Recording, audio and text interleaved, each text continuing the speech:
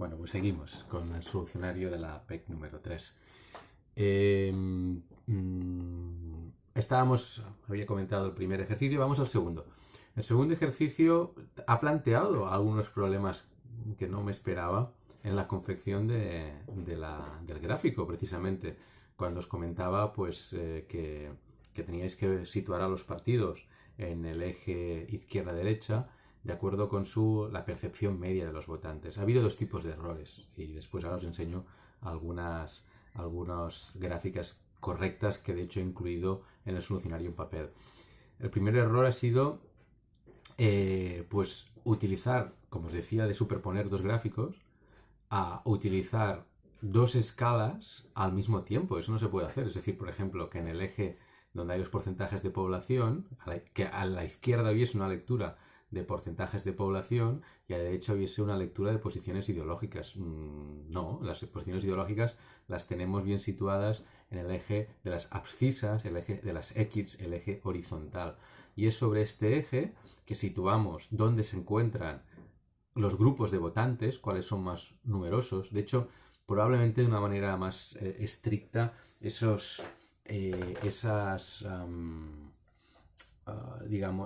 representación, más que con una curva, probablemente tendría que hacerse con un diagrama de barras, porque no tenemos las posiciones intermedias, digamos, tenemos posiciones de 10 puntos, desde el 1, que es extrema izquierda, hasta el 10, que es extrema derecha, y en cada uno de esos puntos se agrupan un conjunto de votantes que se podría reflejar, pues eso, con un diagrama de barras, pero es verdad que muchas veces lo que hacemos es unir ese diagrama de barras y convertirlo en una curva, como veréis. Especialmente es verdad que se hace con los diagramas de distribución de los votantes, pero quizás es un poco, digamos, incorrecto porque esto lo que está haciendo esa curva es unirnos en realidad barras.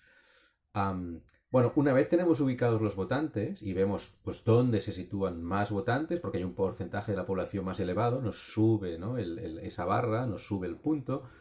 Entonces, en esa misma gráfica situamos, de acuerdo con la información que había en la pregunta del CIS, en dónde se sitúan los partidos políticos. Claro, no estamos hablando de dónde se sitúan ellos, sino dónde los sitúan los votantes. Pero claro, los votantes los sitúan no todos en la misma posición.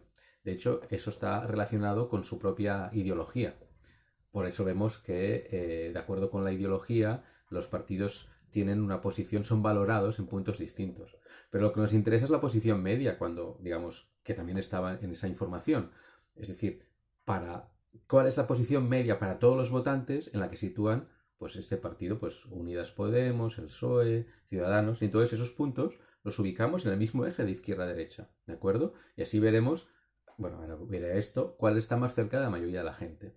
Entonces, un segundo error, o en todo caso una representación que no nos interesa para valorar esto, es aquellos que habéis superpuesto no solo la posición media, sino las curvas de las posiciones que tienen los votantes, perdón, que tienen los partidos de acuerdo con los distintos votantes, las distintas ideologías, digamos, dónde los sitúan los distintos votantes. En ese caso no serviría para comparar, ¿sí?